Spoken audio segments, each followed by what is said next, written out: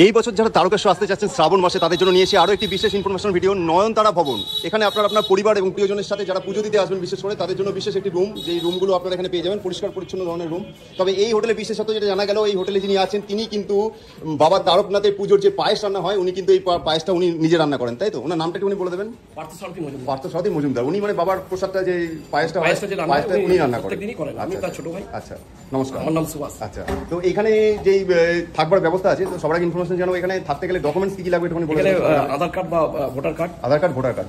তো একটা পরিবারে যদি 8 জন বা 10 জন আসে তো সেক্ষেত্রে একজনের ডকুমেন্টস দিলেই হয়। একজনের ডকুমেন্টস দিলেই হয়ে যাচ্ছে। আচ্ছা, এখানে চেক ইন চেক আউট টাইমটা এখানে আমাদের শিফট অনুযায়ী হয়। আচ্ছা, ধরুন সকালবেলা যদি কেউ আসে বিকেল 4টে পর্যন্ত উনি থাকতে পারবেন। আচ্ছা, আবার 4টের পর আবার পরের দিন সকাল 6টা-7টার মধ্যে তাকে ছেড়ে দিতে হবে। দুটো শিফট হলো। দুটো শিফট। সকালবেলা যদি আসে তাহলে বিকেল 4টে-5টার মধ্যে চলে গেলে একটা শিফট। মাত্র ভাড়া 100 টাকা। 100 টাকা? 100 টাকা ভাড়া। ভাবুন, 100 টাকা ভাড়ার একটা রুম আপনাদের সামনে তুলে ধরছি প্রথমবার। মাত্র 100 টাকার রুম।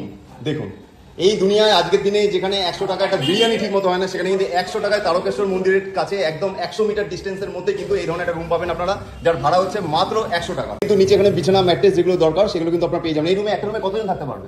একটা রুমে 7 জন 8 জন। একটা রুমে 7 জন 8 জন 10 জনও থাকতে পারে। ভাবুন।